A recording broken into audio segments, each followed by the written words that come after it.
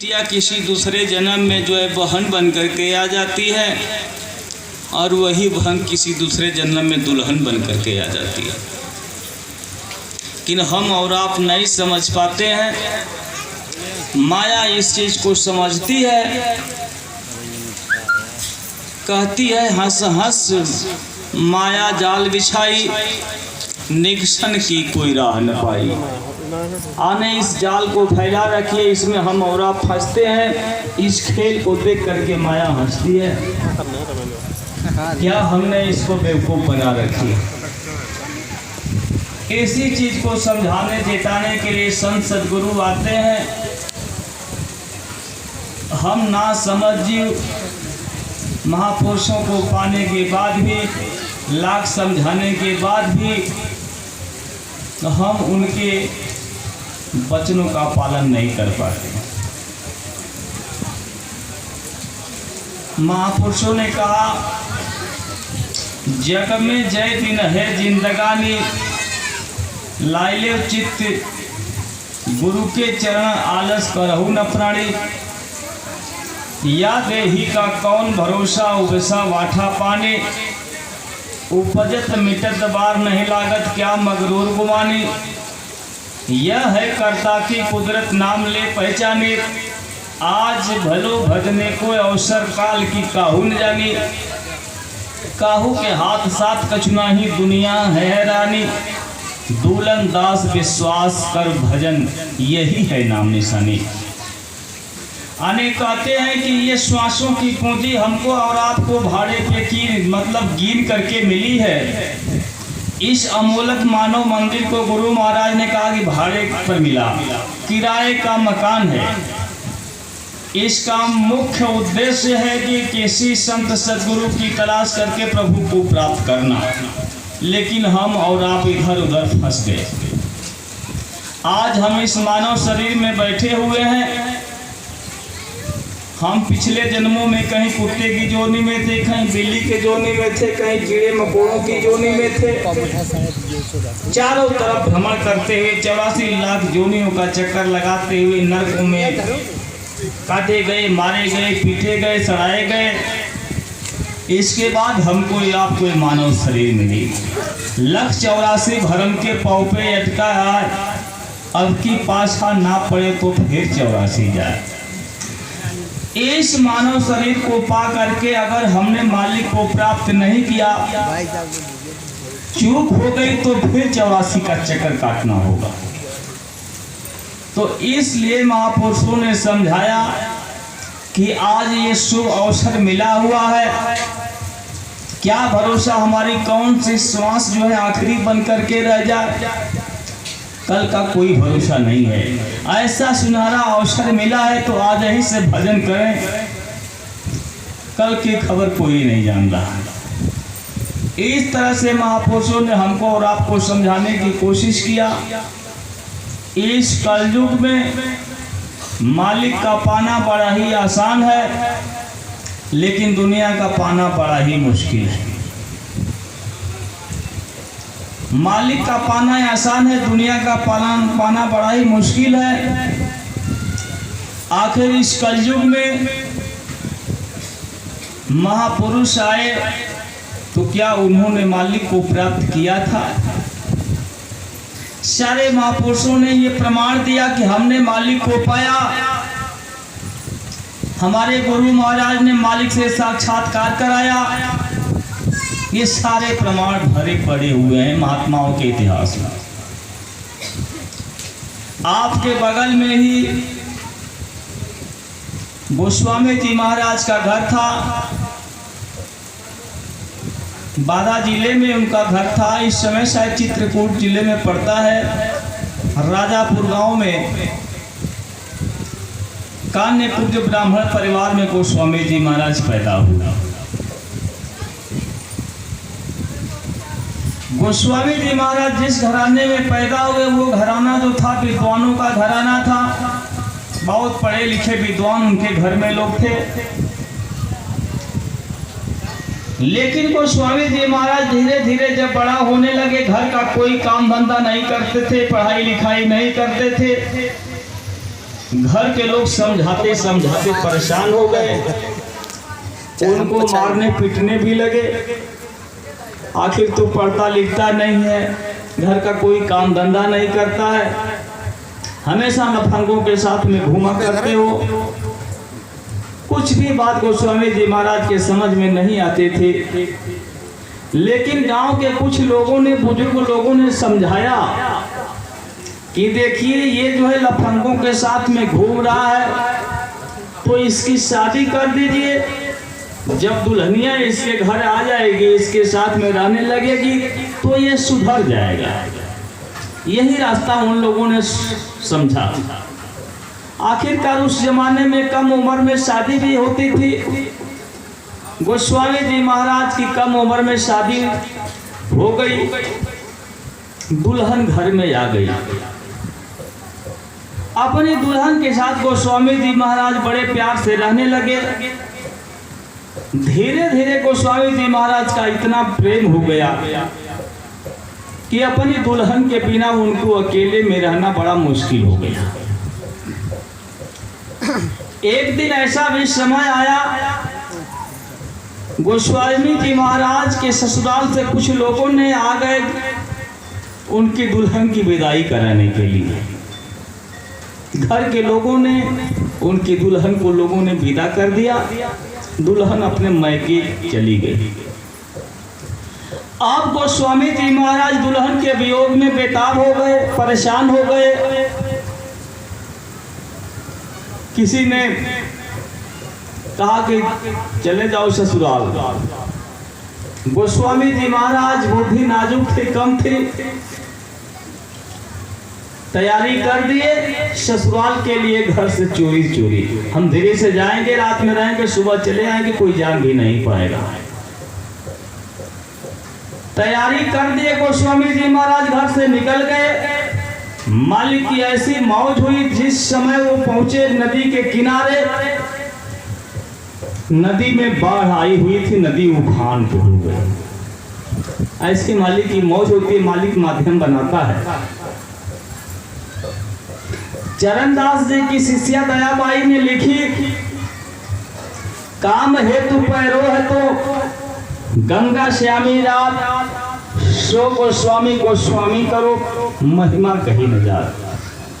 अन्य गोस्वामी जी महाराज काम के वशीभूत होकर के श्यामी रात मतलब अंधेरी रात में नदी के किनारे पहुंच गए। नदी में बाढ़ आई हुई थी, उसमें एक लाश बह करके आ रही थी। उसी लाश को गोस्वामी जी महाराज रात में नहीं समझ पाए, नदी में घुसे हैं और उस लाश का सहारा उनको मिल जाता है।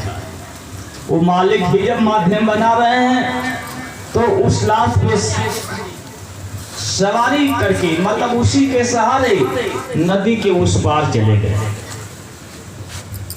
जब ससुराल पहुंचे हैं तो रात बहुत ही अंधेरी हो चुकी थी, लगभग 12-1 बजे का समय हो चुका था। सब लोग खाना खा करके सो गए थे। उनकी धर्मपत्नी भी खाना खा करके अंदर से कमरे में दरवाजा बंद करके सो गई। गोस्वामी जी महाराज ने देखा सब लोग सो गए, दुल्हन घर में है, आखिर पहुंचे कैसे। घूमते घूमते पीछे गए हैं तो सांप लटक रहा था, टोड़े को पकड़ कर किसी के सहारे मतलब सांप लटक रहा था। उसी सांप को रस्सी समझ करके गोस्वामी जी महाराज ऊपर चढ़ करके आंगन में उतर जाते हैं। आंगन में जब उतर गए, उनकी धर्मपत्नी जगी है और देखी है, अरे आप इतनी अंधेरी रात में कैसे चले आए? मैं दरवाजा तो अंदर से बंद रखी हूँ, आए कहाँ से? कहे कि मैं पीछे से जो है आए, रस्सी लटकी हुई थी, उसी रस्सी को पकड़ करके रस्सी के सहारे तुम्हारे पास आ गया। कहीं जरा चलिए देखा जाए। धीरे से दरवाजा खोल करके जा करके जब देख रही हैं तो सांप लटक रहा था। उसी समय उनकी धर्मपत्नी ने गोस्वामी जी महाराज को डांटी, धिक्कारी हैं, आपको शर्म नहीं आती? हमारे लिए आपने सांप को रस्सी समझ बैठा और हमारे पास चले आए। इतना प्रेम अगर आपको उस मालिक से रहता, उस प्रभु से रहता, तो आपको प्रभु मिल गया होता। इसीलिए गुरु महाराज ने कहा कि ये देवियों को जो है बहादुर पैदा करना चाहिए। जैसे गोस्वामी जी महाराज की धर्म पत्नी ने गोस्वामी जी महाराज को बना दिया। नारियों के अंदर बहुत गुण हुआ करते हैं। लोगों ने कहा कि नारी ही नर को जन्म देती जग में, महामाया जग में कहाती है नारी। नारी के उर्मे है रमते नारायण, सुखद स्नेह सपना सजाती है नारी। नारी नजर सर से बेधे जिगर को, मोहब्बत का मरहम लगाती है नारी। नारी से कोई नहीं पार पाया, भटकते को राह बताती है नारी। इतना इनके अंदर गुण होता है। गोस्वामी जी महाराज को ताना लगा, उसी रात में अपने कदम को वापस खींच लिए और चले गए अपने घर। घर जब गए तो उनके अंदर विरह की आग लगी। उस मालिक के लिए रोने लगे और रोज मालिक के चिंता में रहने लगे, रोते थे। एक दिन जो है उनसे रहा नहीं गया। 12 बजे अंधेरी रात में घर से निकले हैं और कुछ दूरी पर जा करके बैठ करके एकांत में जोरों की आवाज में रो रहे हैं कि घर रोएंगे तो लोग देख लेंगे, जान जाएंगे। वहां बैठ करके रो रहे थे। उस समय उनके गुरु महाराज ने देख लिया कि मालिक के लिए ये तड़प रहा है, जरा चला जाए। 12 बजे की बेला में गोस्वामी जी महाराज के पास कंज गुरु महाराज पहुंचे। अरे बच्चा, इतनी अंधेरी रात में क्यों रो रहे हो? चेहरा जगमगा रहा था। गोस्वामी जी महाराज को समझते देर न लगी, उनके चरणों पे गिर गए। हुजूर, मैं मालिक को पाने के लिए रो रहा हूँ। बहुत चुप कराए। अच्छा चुप हो जाओ, चुप हो जाओ, मैं तुमको मालिक से मिलने का भेद बताता हूँ। गोस्वामी जी महाराज को उसी अंधेरी रात में मालिक से मिलने का रास्ता उनके गुरु महाराज ने बता दिया, नामदान दे दिया। कहा कि सुनो, हमारी बातों को नोट करो। एक तो मैं इस अंधेरी रात में 12 बजे की बेला में मैं तुम्हारे लिए आया, हमारा और कोई काम नहीं। दूसरी चीज कि सुमिरन ध्यान भजन रोज करना, नागा कभी मत करना। एक दिन नागा करोगे, 1 महीना पीछे जाओगे। इसलिए नागा नहीं होना चाहिए, रोज सुमिरन ध्यान भजन करना। और तीसरी चीज कि तुम मुझको अच्छी तरह से देख लो, अच्छी तरह से देख लो और परख लो। ये जीवात्मा दोनों आंखों के मध्य भाग में नासिका के अग्र भाग पे बैठी हुई है। ये जब जगेगी तो स्वर्ग लोक में प्रवेश करेगी, तो मैं वहां पे तुमसे मिलूंगा और तुम्हारी मदद करते हुए स्वर्ग लोक, वैकुंठ लोक, ईश्वर लोक, ब्रह्म लोक, पार ब्रह्म लोक, महाकाल लोक, सतलोक, फिर अलख लोक, अगम लोक होते हुए अनामी लोक तक मैं तुम्हारी मदद करूंगा। ये 3 चीजें बताएं और इसको याद रखो। मात्र 1 घंटे के अंदर गोस्वामी जी महाराज को नामदान भी मिल गया, ध्यान भजन करके बिठाए भी और सत्संग भी सुना दिया 1 घंटे के अंदर। इसके बाद फिर उनके गुरु महाराज से दर्शन दीदार नहीं हुआ, अंदर में होता रहा। अब गोस्वामी जी महाराज घर आकर के ध्यान भजन करने लगे। कुछ ही दिनों में, मतलब 24-25 बरस की अवस्था में ही गोस्वामी जी महाराज को प्रभु की प्राप्ति हो गई। घर में रह करके प्रभु को प्राप्त कर लिया। अब धीरे धीरे लोगों का जमघट लगने लगा। घर के लोग तो अभी यही समझ रहे हैं कि ये पागल है, लफंगा है, सुधर नहीं रहा है। लेकिन जब लोगों का आना जाना हुआ, धीरे धीरे बड़े बड़े सम्मानित लोग आने लगे, तब लोगों को शंका हुई, लग रहा है इसके अंदर कुछ विशेषता है, तभी तो बड़े बड़े पढ़े लिखे विद्वान लोग आ रहे हैं। उसी दौरान जो है गोस्वामी जी महाराज घाट पर बैठ करके एक घट रामायण की रचना कर डाले, यानी सतग्रंथ लिख डाला। और उसी राजापुर गांव में बनारसी का रहने वाला एक हृदय नारायण नाम का अहिर का लड़का था, यादव का लड़का था, वो भी नौकरी करता था। नौकरी करते हुए गोस्वामी जी महाराज के पास आने जाने लगा, और जब आने जाने लगा तो उसको भी सत्संग सुना सुना करके गोस्वामी जी महाराज धीरे धीरे मजबूत बना डाले।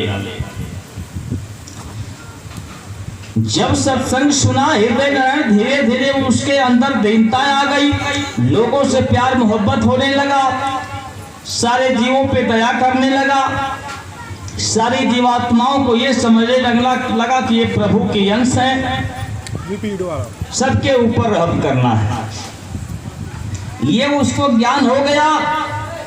एक दिन अपने गुरु महाराज से प्रश्न कर डाला, हुजूर मैं ये जानना चाहता हूँ कि क्या इस दुनिया में जितने लोग आए हैं सब लोग सुखी हैं कि सब लोग दुखी हैं, या कि कुछ सुखी हैं कुछ दुखी हैं, हमको कृपा करके समझाइए।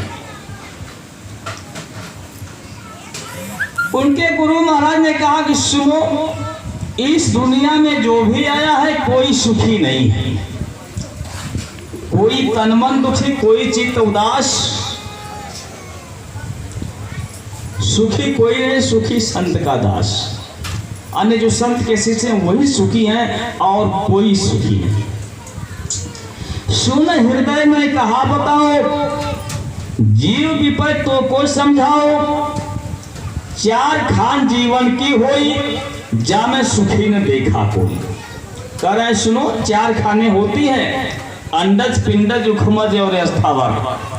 जो अंडे से जीव पैदा होते हैं उनको अंडज खान में रखा गया, जो पेट से बच्चे के रूप में पैदा हुए उनको पिंडज खान में रखा गया, जो ये बारिश के मौसम में कीड़े मकोड़े उपमज मतलब उष्मा से गर्मी से पैदा हो जाते हैं उनको उपमज खान में रखा गया,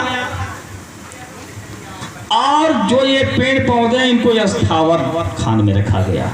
तो कह रहे हैं कि चारों खानों के अंदर मैं अपनी जीवात्मा के आंख से देख रहा हूं, कोई सुखी नहीं। कह रहे हैं कि जन्मत आने तुमको खास रूप से मैं मानव शरीर के विषय में बताऊंगा, क्योंकि ये मानव जो है सृष्टि का सिरमौर है, असरफुल मखलूकात है। इस मानव शरीर को पाने के लिए देवी देवता भी तरसते हैं, इसलिए खास रूप से तुमको मानव शरीर के विषय में बताऊंगा।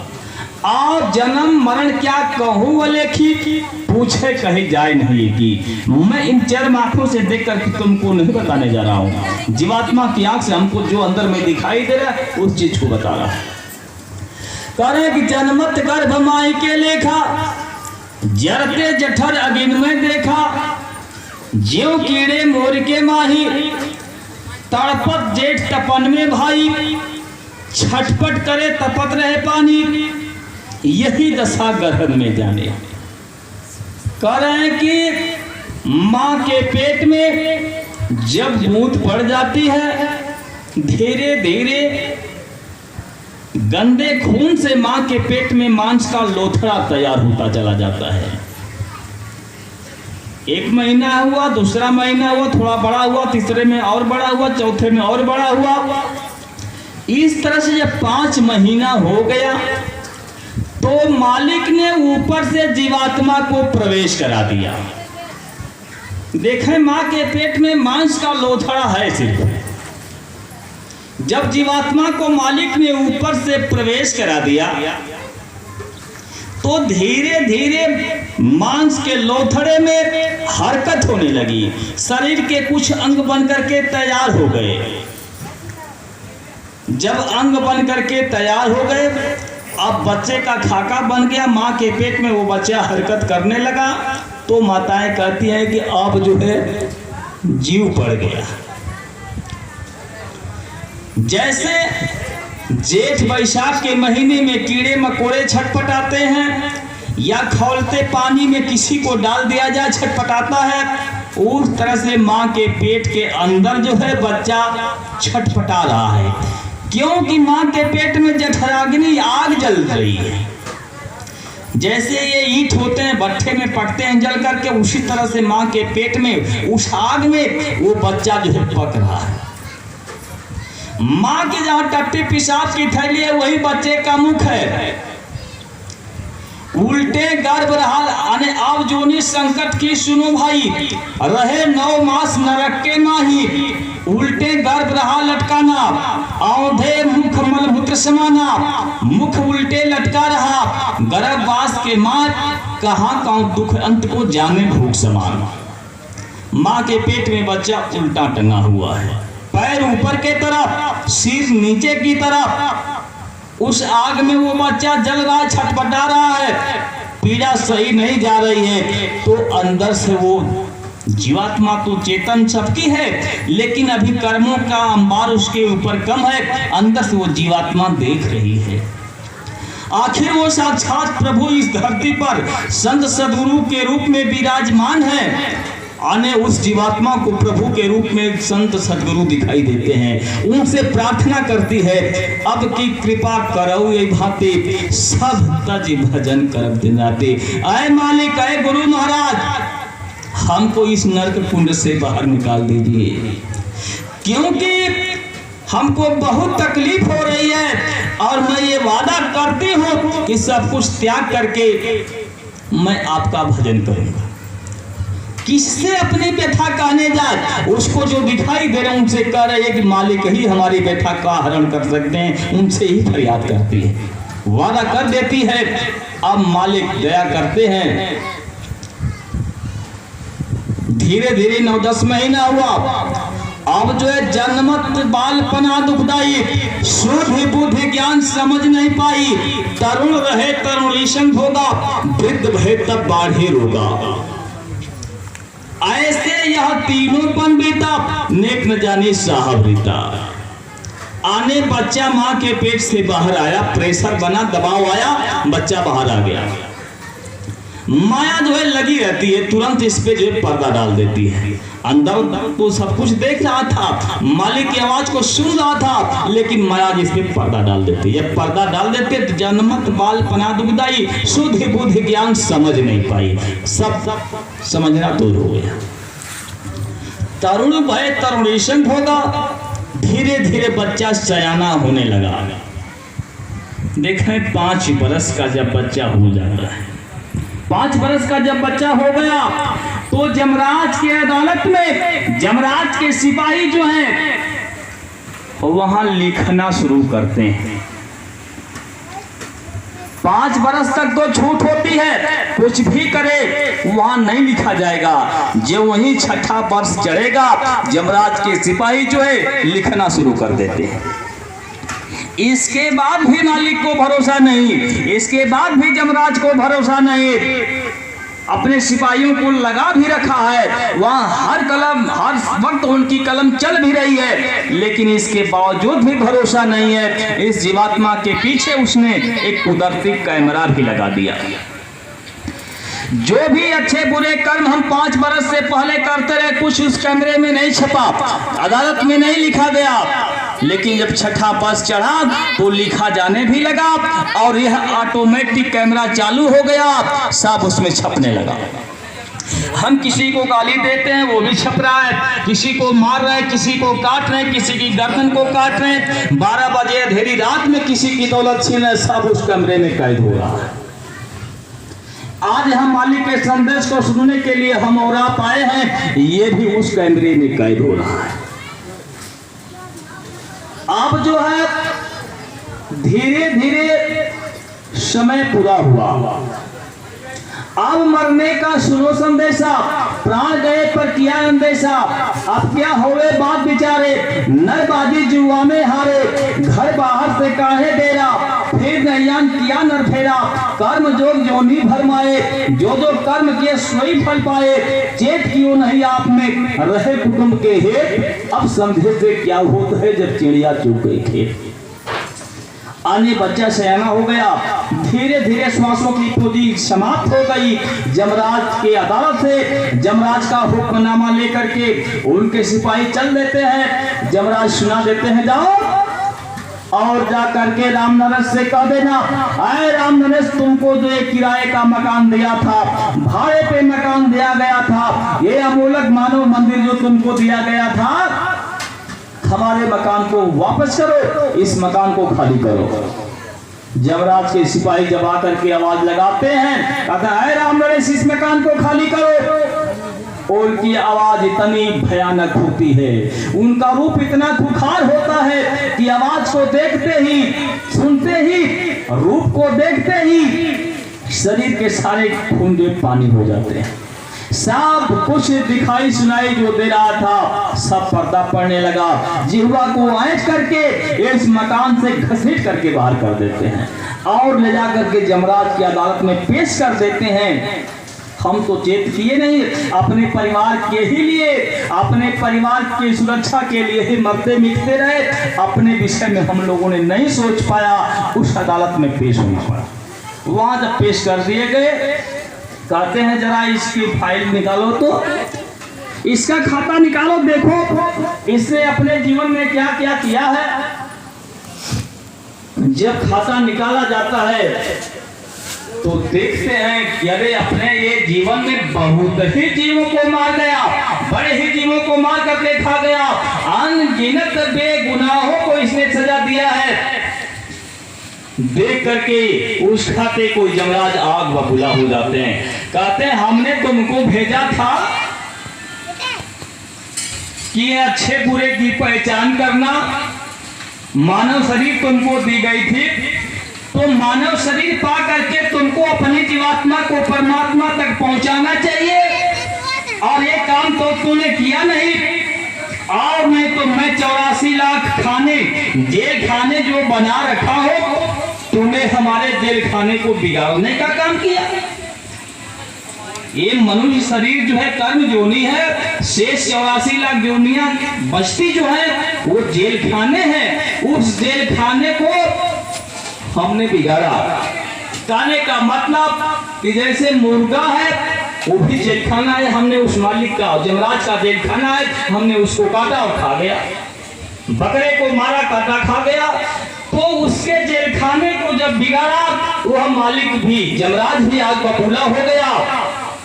और जिस जीव की भी मृत्यु होती है उसके बाद उसको जमराज की अदालत में पेश होना पड़ता है। ये जीव भी उस जमराज की अदालत में फरियाद मांगते हैं, आए मालिक हमने इसकी सुरक्षा किया, जैसे गाय है, भैंस है, बकरियां हैं, वो भी अदालत में इन सब मांगते हैं, ऐ मालिक हमने अपने दूध दे करके इसके घर का पालन पोषण हुआ, हमारे दूध से इसके परिवार का पालन पोषण हुआ। आए मालिक हम तो बेगुनाह थे, हम क्या गलती किए थे कि इसके बदले में हमको जब प्यास लगती थी समय से पानी नहीं मिलता था, भूख लगती समय से भोजन नहीं मिलता था, बीमारी हालत में पड़ी रहती हमको दवा नहीं मिलती थी, इसके बदले में इसने हमने दूध दिया और उसके बदले में हमारी मांस को काट काट करके खा डाला। अरे मालिक हमको इंसाफ चाहिए। जब उस जीवों की बात सुनता है वो मालिक कहते हैं ले जाओ इसको और ले जा करके इसको करोड़ों वर्षों तक काटो।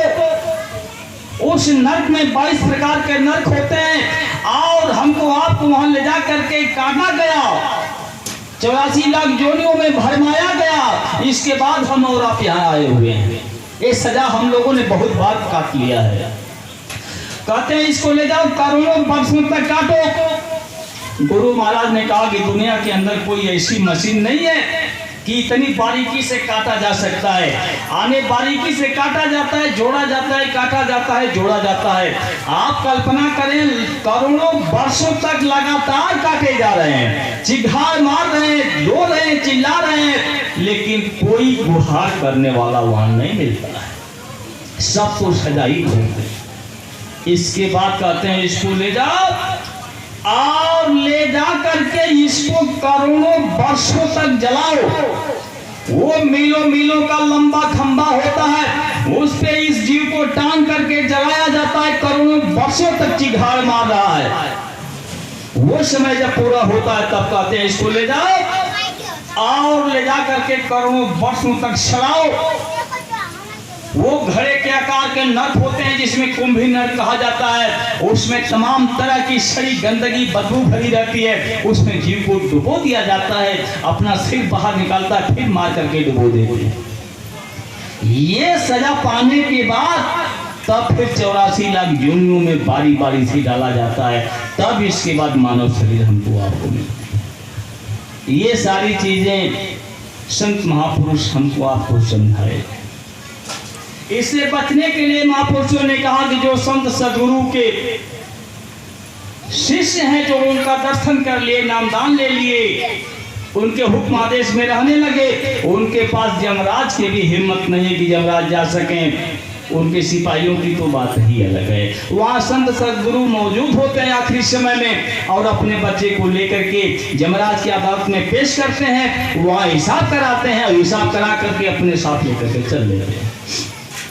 हमारी आपकी जैसी कमाई है उसी के अनुसार जगह जगह रख देते हैं। कमाई बढ़िया है। इस दुनिया में मोह माया से हम लोग वंचित हैं कि हम लोगों को कुछ नहीं चाहिए। आए मालिक, हमको सिर्फ आपका दर्शन दीदार चाहिए, तो लेकर के अपने देश में चल देते हैं। जब हमारी इच्छाएं यहाँ से खत्म हो जाती हैं तो अपने देश लेकर चले जाते हैं। वहाँ से फिर मरना जीना नहीं होता है। तो ये सब सारी चीजें महापुरुषों ने बताया। देखें, इस तरह से जब महापुरुष आकर के सत्संग सुनाए तो उसी बनारस काशी में एक तकी मियाँ था, जो मुसलमान था, बहुत ही पढ़ा लिखा था, उस जमाने का मजिस्ट्रेट था। वो भी गोस्वामी जी महाराज की शोहरत को सुन करके उनके पास पहुंचा। कहा, हुजूर, हम भी मालिक को प्राप्त करना चाहते हैं, मालिक का दर्शन दीदार करना चाहते हैं, हमको भी रास्ता बता दीजिए। हुजूर, मैं भी भजन करूंगा।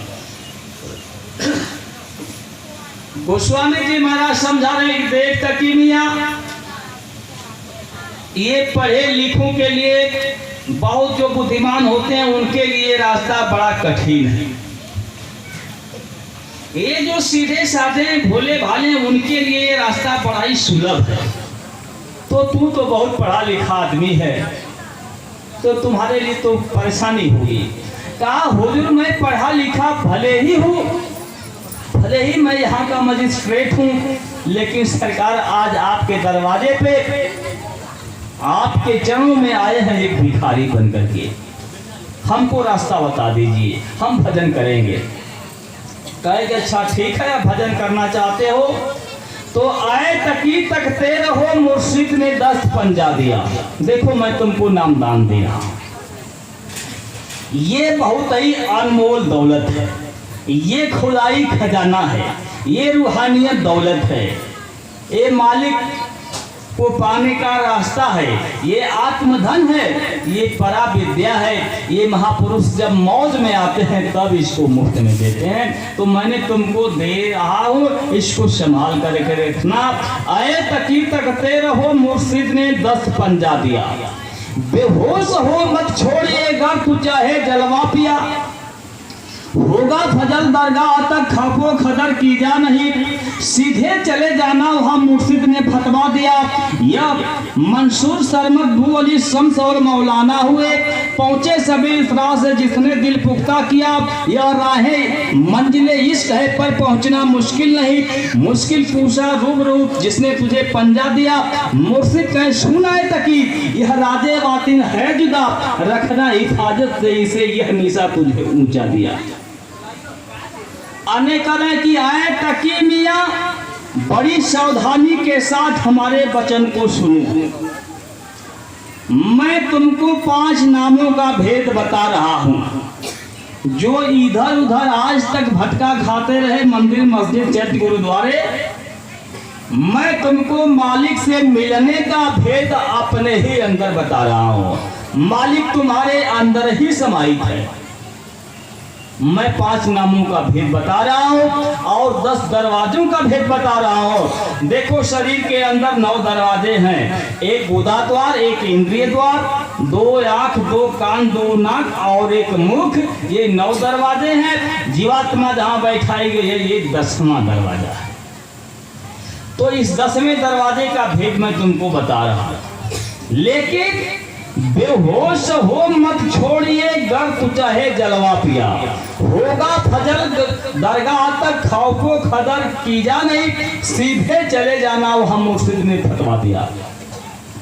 करें कि अगर जीते जी मालिक के जलवा को देखना चाहते हो, उनका दर्शन दीदार करना चाहते हो, तो बेहोश हो मत छोड़िए, गर तू चाहे जलवा पिया। उस मालिक के जलवा को देखना चाहते हो तो बेहोश होकर के हमारे एक भी वचन को भूल मत जाना, हमारे एक एक वचनों को पकड़ लो, हमारे वचनों पे कुर्बान हो जाना। जीते जी तुमको मालिक का जलवा देखने को मिलेगा। मंसूर सरमद भू अली शम्स और मौलाना हुए, पहुंचे सभी इस राह से जिसने दिल पुख्ता किया। लेकिन यह राह मंजिले इश्क है। कह रहे हैं कि ये बड़ा ही प्यार का सौदा है। जब गुरु से प्रेम कर लोगे तो तुमको आसान हो जाएगा। जिसने भी संत महापुरुष इस धरती पर आए वो अपने गुरु के वचनों को पकड़ करके ही मालिक को प्राप्त किया। कोई ऐसा नहीं है कि अपने गुरु के वचनों को छोड़ करके मालिक को प्राप्त कर। इसलिए एक एक वचनों को पकड़। मुर्शिद कह सुनाए तकी हरादे बातिन है जुदा। आने यह रास्ता जो है बिल्कुल आंतरिक है, अलग है। इसको पकड़ करके चलना यह राजे बातिन है जुदा, रखना हिफाजत से इसे यह निशा तुझे ऊंचा दिया। अरे बड़े बड़े राजा महाराजा जो हैं इस दौलत को पाने के लिए भटका खाते हैं, उनको यह दौलत नसीब नहीं हुई। लेकिन आज मैंने वो दौलत तुमको मुफ्त में दे रहा हूं। इसको छिपा करके रखना, इसको उजागर मत करना। जो भी अंदर में तुमको दिखाई सुनाई दे उसको हजम करना। तब जाकर के तकी मियां ध्यान भजन करने लगे और मालिक को प्राप्त किए। संत महापुरुष हमारे अंदर, आपके अंदर ऐसा भाव पैदा करते हैं, बड़ी तपस्या के बाद, बड़ी कुर्बानियों के बाद भाव पैदा करते हैं। स्वामी जी महाराज बहुत लोगों को नामदान दिया। लोग नामदान पा करके भी मांस मछली खाने लगे, अंडा ताड़ी शराब खाने पीने लगे। लेकिन हमारे ऊपर, आपके ऊपर कितनी विशेष दया है, ऐसा इन्होंने भाव प्रकट कर दिया कि आज गुरु के वचनों पे कुर्बान होने के लिए, आज हमारे लिए, आपके लिए इस दुनिया में इससे बड़ा कोई पर्व नहीं होता है गुरु पूर्णिमा का। मैं आपका दर्शन करने के लिए बहुत दूर से चला आया। 19 तारीख के दिन हम चले हैं घर से। हम आपकी अपनी परेशानी आपको अब तक नहीं बताए। हमारा पैर जो है फ्रैक्चर हो चुका है। 15 महीने से घर पे बैठा था, इसमें रात डाला गया। आने के लिए मैं सक्षम नहीं था, लेकिन फिर भी आपका प्यार, गुरु महाराज की दया यहाँ लाई और मैं आपके बीच आया। 19-20 तारीख से मैं आपके आके दरवाजे पे खड़ा हूँ और आप घर के अंदर से नहीं निकले। हमारे लिए बड़ी तकलीफ की बात है। हमारे यहाँ भी बहुत काम है, मैं मरीजों को देखता हूँ 40, 50, 60 मरीज रोज आते हैं, लेकिन बंद करके आपका दर्शन करने के लिए चले आए। और आपके लिए कौन इतना बड़ा काम था कि आपके दरवाजे पे मैं खड़ा हूँ, आप अंदर से नहीं निकल रहे हैं। किसी तरह से आज आप लोग आए हैं, बहुत लोग अभी नहीं भी आए। तो इन सब चीजों को देखते हुए महापुरुष कैसे भाव प्रकट करते हैं। बात उस समय की है जिस समय अर्जुन देव जी महाराज अपने प्रेमियों को लेकर के चल दिए समझाने चेताने के लिए, काफिला सजाया और लोगों को जगाने के लिए चल दिए। देखा इस दुनिया में कैसे कैसे गुरु भक्त होते हैं। लेकर के अपने प्रेमियों को साथ में चले, अपने साथ में भोजन बनाने की व्यवस्था करने का मतलब वे जो बर्तन वगैरह सब लेकर के चले। एक गांव में जाकर के पड़ाव डाला अर्जुन देव जी महाराज ने प्रेमियों के साथ सत्संग सुनाया। लोगों को बड़ा ही अच्छा लगा। लोगों ने फरियाद किया, हुजूर हम लोगों के गांव में ही आप रहिए, हम लोगों को सत्संग सुनाइए। कहे कि इतना हमको समय कहाँ है, बहुत दूर दूर हमको जाना है। अगर तुम्हारा ऐसा ही भाव है, ऐसा ही प्रेम है, तो मैं एक एक दिन एक एक घर में कार्यक्रम सत्संग का रख दूंगा, बारी बारी से सुना दूंगा, और तुम लोग हमारे बच्चों के लिए खाने की व्यवस्था कर देना। हमारे बच्चे बर्तन लिए हैं, खाने की व्यवस्था तुमको करना होगा। लोग तैयार हो गए, ठीक है हुजूर, हम लोग खाने पीने की व्यवस्था करेंगे, हम आपका दर्शन करेंगे, सत्संग सुनेंगे। अब गांव के लोगों ने मीटिंग किया, गोष्ठी किया, कहा कि गुरु महाराज का सत्संग सुनना है तो एक एक घर बारी बारी से सत्संग होगा और सब लोग अपने अपने घर पे इनकी खाने पीने की व्यवस्था बनाएंगे। लोग तैयार हो गए। जिस घर में सत्संग होना था उस घर से पहले ही राशन वगैरह भोजन सामग्री इकट्ठा कर ली जाती थी। बर्तन तो था ही, शाम को भोजन बनता था, सत्संग होता था, सुनते, इसके बाद खाते पीते सो जाते। सुबेरे जिसके घर सत्संग होना उनके घर से जाकर के राशन इकट्ठा कर लिया जाता था। ऐसे करते करते सबके घर सत्संग हो गया। उसी गांव के अंदर एक ऐसा भी घर था जो बड़ा ही गरीब था। गरीब लोग थे उस घर में, और उस गरीब घर में कोई था तो कौन था? एक बुजुर्ग पिता थे और उनका एक नौजवान बेटवा था, और उस घर में कोई नहीं था। किसी तरह से अपना जीवन यापन वो बाप बेटवा करते थे। बेटवा का नाम मूसन और बाप का नाम सम्मन था। सम्मन और मूसन दोनों किसी तरह से व्यवस्था चलाते रहे। लेकिन अब वहां जो है धीरे धीरे कार्यक्रम 20 दिन 25 दिन का हो गया बारी बारी से।